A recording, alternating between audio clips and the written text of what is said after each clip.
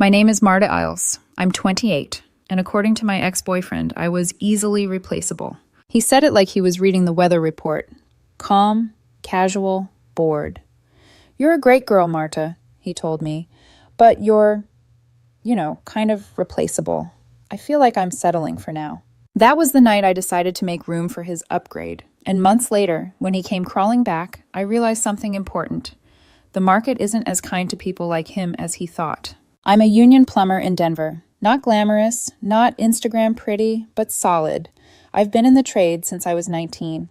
Started as the girl hauling pipe and digging trenches while the old guys called me kid and bet I wouldn't last a week. 9 years later, I make around $85,000 a year with overtime. I own my truck outright. I rent a decent 2-bedroom apartment.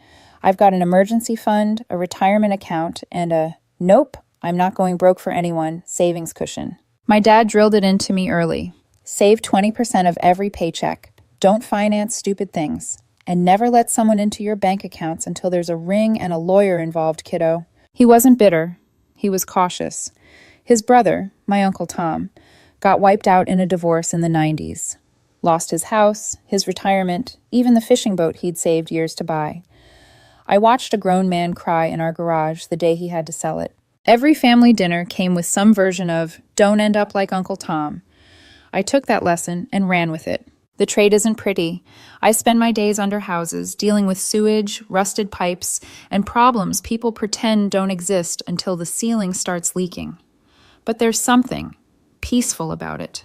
Pipes don't lie. Either they're working or they're not. Broken? Replace it. Clogged? Clear it. Simple. People, on the other hand, are a whole different story. I met my ex, Nathan, at a friend's barbecue 2 years ago. He was exactly the kind of guy my friends screenshot and send to each other. Tall, clean-cut real estate agent, always in a crisp button-down, and the kind of watch you angle your wrist to show off. He caught my eye because he didn't flinch when I mentioned what I do.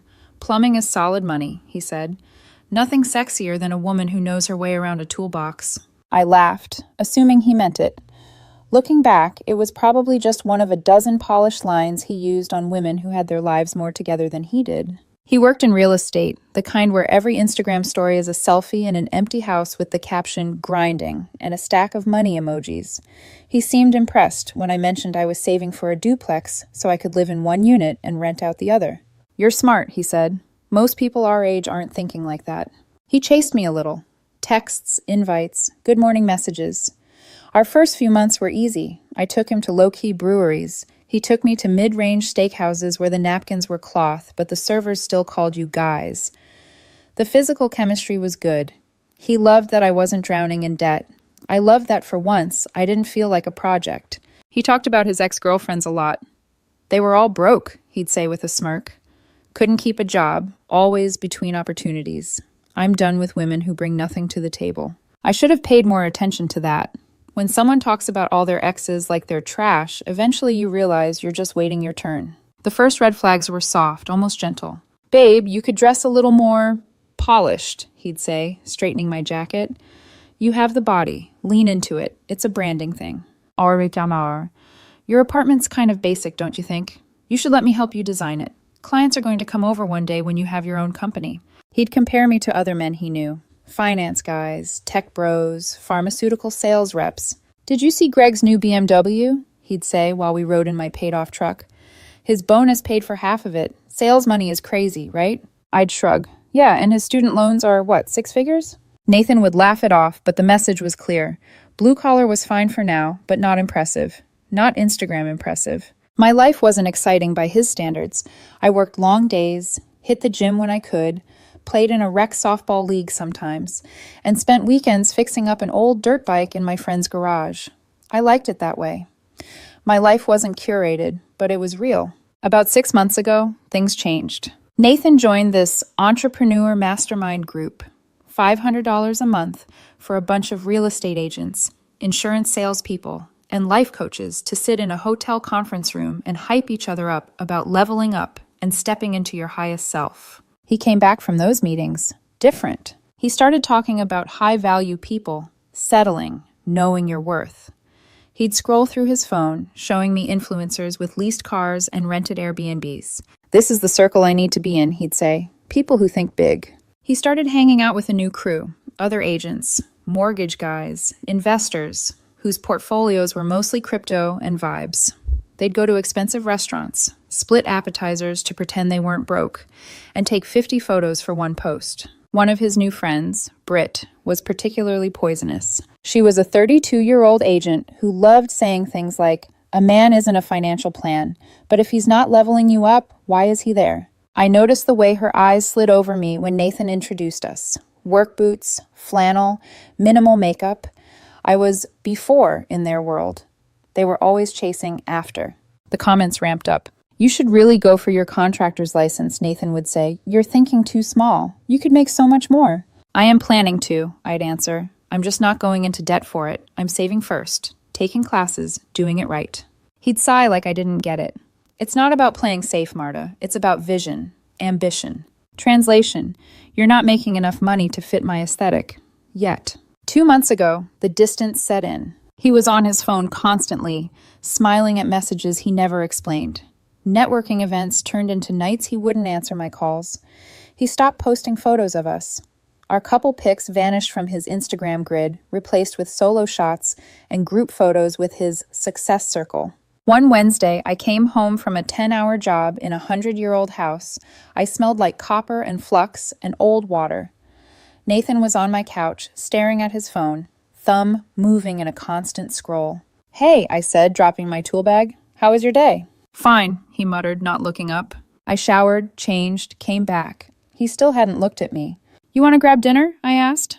"Or I can cook." He finally glanced up, and there it was. That look people get when they've already decided they're done, and now you're just an inconvenience. "Actually," he said, setting his phone down with this exaggerated sigh, "I wanted to talk to you about something." Here we go, I thought. Either he wants to move in, or he wants out. Given the last few months, I already knew the answer. I sat across from him. "Okay, talk." He took a breath, like he was about to deliver a motivational speech. "I've been thinking a lot about my goals, my future, my energy," he started. "I'm in a different place in life now, Marta. I need to be with someone who matches that, someone more ambitious." I stared at him. "I work 50 hours a week. I'm taking night classes for my contractor's license. How is that not ambitious?" "It's not about hours," he said, waving a hand. "It's mindset, vision. You're comfortable just being a plumber forever, and that's fine for you, but I need more." "More what?" I asked quietly. He held my gaze, and then he said it. "More everything. Excitement, growth, potential. The truth is," he paused for dramatic effect, "I feel like I'm settling right now. You're stable, you're reliable, but you're easily replaceable. What you bring is nice. It's just not special. I don't want to wake up in 5 years wondering what I missed." Easily replaceable. The words landed like a wrench dropped on concrete. "So you're breaking up with me?" I asked. "I'm saying we should take a break," he corrected. "See other people, explore our options. If we're meant to be, we'll find our way back. I need to know if there's someone who can truly match my energy." Translation: I want to shop around while keeping you on the shelf. The old me would have argued, begged, asked what I could do better. Instead, something in me went very, very quiet. "Okay," I said. He blinked. "Okay?" "You want to see what is out there," I said calmly. "Go see it. We're done." "I didn't say we're done," he protested. "I said a break." "There's no such thing as a break," I replied. "There's together or not. You want to date other people? You're single. I'm not waiting here for you like a warranty." His jaw tightened. "You're being immature. Can't we have an adult conversation?" "We just did," I said. "You told me I'm easily replaceable and you're settling. Message received." He stood, grabbing his jacket with a flourish. "Fine. You'll regret this when you realize what you lost." I met his eyes, and for the first time since I'd known him, he was the one who looked unsure. "Maybe," I said, "or maybe you're about to find out I was the one thing in your life you couldn't actually replace." He left, slamming the door like a period at the end of a sentence. I listened to his footsteps fade down the hall, then walked to my small kitchen, opened the fridge, and pulled out a soda. My hands weren't even shaking. In that moment, I didn't know all the ways his decision would come back to haunt him. I just knew one thing with absolute clarity. He had just discounted me like a cheap fixture, and the market was going to correct him. The morning after Nathan told me I was easily replaceable, I woke up with the kind of clarity people spend years chasing in therapy. No crying, no spiraling, no, what did I do wrong? Just silence. Peaceful, cold, necessary silence. I made coffee, tied my hair back, grabbed 2 empty boxes, and began the cleanup. Nathan had been staying at my place 2 to 3 nights a week. He'd slowly colonized the space. Shirts in my closet, grooming kits in my bathroom, an expensive hairdryer he swore was worth the price because good presentation matters. He'd left belts, socks, 2 colognes, and a stack of business cards on my dresser. I folded everything neatly because my dignity deserved neatness. His products, his gadgets, all of it went into the boxes. While packing, I found things I wasn't supposed to find. A restaurant receipt, dated 2 weeks ago, for a place I'd never been. A business card from some guy named Blake with "Call Me" written on the back. A notebook where Nathan had been practicing signatures with different last names. None of them were mine. I didn't feel anger, just confirmation, like the universe tapping me on the shoulder and whispering, "Good call." I texted him, "Your things are packed. Pick them up today or I'll drop them at the office." 6 hours later, he replied, "Leave them with the apartment manager. I'm busy." Of course he was. I took the boxes downstairs, handed them to the office, and walked out feeling lighter. Next step, digital surgery. I unfriended him on Facebook, unfollowed him on Instagram, removed him from Snapchat, changed my Netflix password, signed him out of my Prime account, deleted his contact. Then, something my dad taught me. I wrote everything down. Dates, times, what he said, word for word. Because people rewrite history when their reputation is on the line, especially someone who wants to protect his image more than his relationships. That weekend, my best friend, Ty, a diesel mechanic, showed up with fried chicken and a 6-pack. He walked into my apartment, took one look at the empty closet space, and said, "So the idiot finally showed his colors." I snorted. "You called it." Ty dropped the food on the counter. "Martz, I told you months ago he was shopping for an upgrade. Boss babe energy isn't real strength. It's insecurity dressed up in motivational quotes." I laughed, because hearing it from someone who'd known me since high school felt grounding. We ate, watched a game, talked about work, about a busted Harley he was trying to restore. Ty didn't push, didn't ask if I was hurt. He knew I wasn't. "You good?" he asked eventually. I nodded. "Honestly, better than good." He nudged my shoulder. "Good, because if he tries crawling back, and he will, I want you to block him so fast his phone glitches." Life settled quickly. I picked up extra overtime. My supervisor practically hugged me when I said I was available for more jobs. Money rolled in, steady, predictable, comforting. I started hitting the gym consistently. I cleaned up my diet. Ty dragged me to his garage every Saturday, where we worked on rebuilding his Harley and complained about supply chains and gas prices like 2 retirees. Without Nathan's criticisms, everything felt quieter, warmer.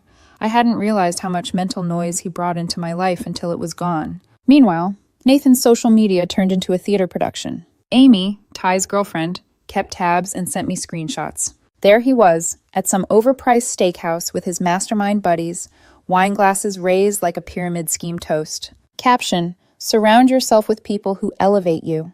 Another photo, Nathan leaning against a rented BMW. Caption, "High value, energy only."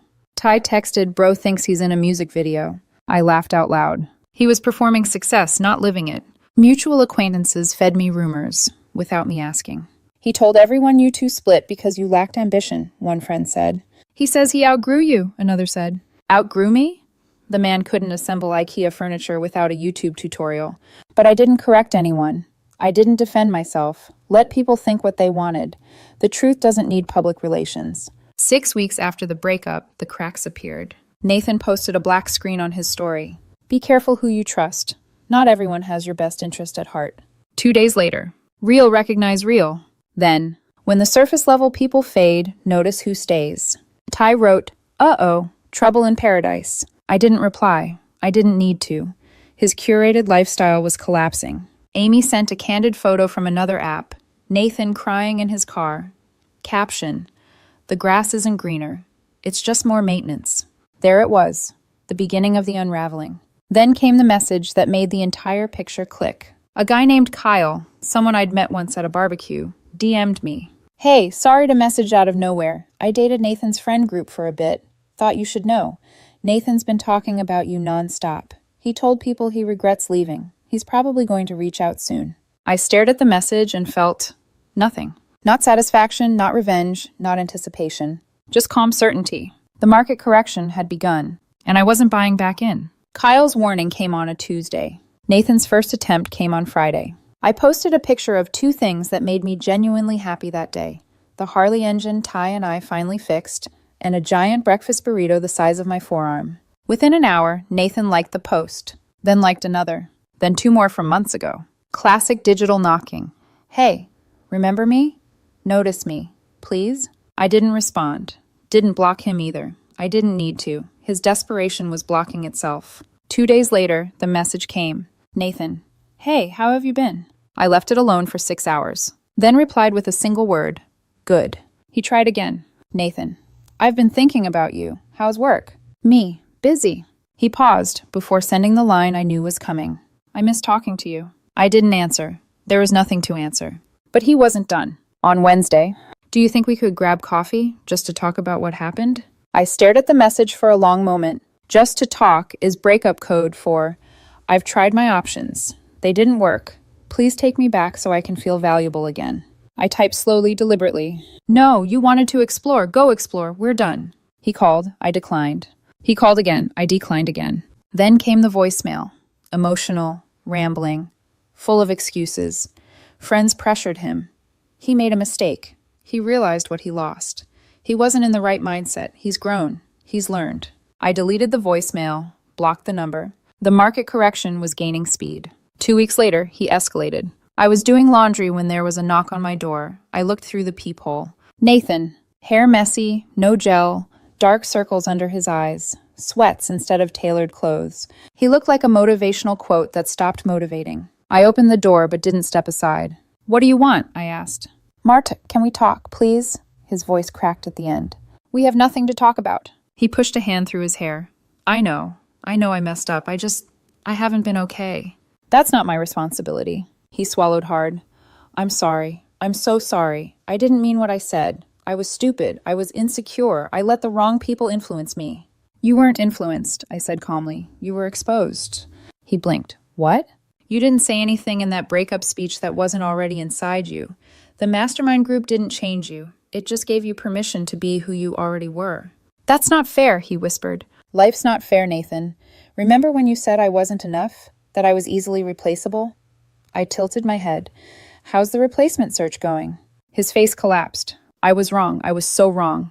He took a step closer. I've changed. No, I said, you've failed. That's not the same thing. He flinched like I'd struck him. Tears filled his eyes. Please, just give me a chance to prove myself. I love you. No, I said simply. You love the version of me that made your life easy. But you didn't love me enough to value me before other people rejected you. Marta, please. You said you were settling, I cut in, that I was replaceable. You don't get to take those words back because the dating market told you the truth. He wiped at his eyes. I was selfish. I didn't appreciate you. I didn't realize what I had. That's the thing, I said softly. You didn't realize because you didn't value it. People don't suddenly gain value when someone else rejects you. You just finally notice the price tag. He stood there for a long moment, shoulders shaking. Please, he whispered. I can be better. I'll be better for you. I stepped back, keeping my hand on the door. You should have been better when you had me. Goodbye, Nathan. He closed his eyes, and for a second I saw a flash of something. Not anger, not spite, just the painful understanding that this was the irreversible moment his fantasy life collapsed. Marta, please don't do this. I'm not doing anything, I said. You did? And I closed the door. I didn't wait for footsteps. I didn't check the peephole. I just walked back to the dryer and folded my clothes. I felt nothing. No victory. No sadness. Just closure. Finally, 3 months later, my life had shifted in ways I hadn't expected. I was promoted to a senior role at work. Better pay, better hours. Ty and I finished restoring the Harley. My side jobs from client referrals were booming.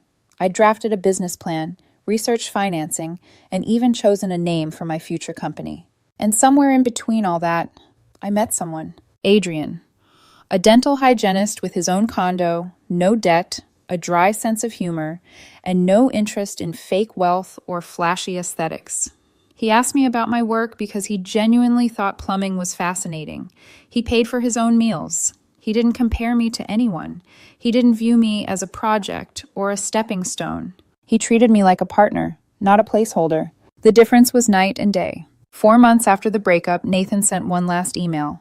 Long, emotional, reflective. He said he finally understood what he'd lost. He apologized for everything. He said he'd grown.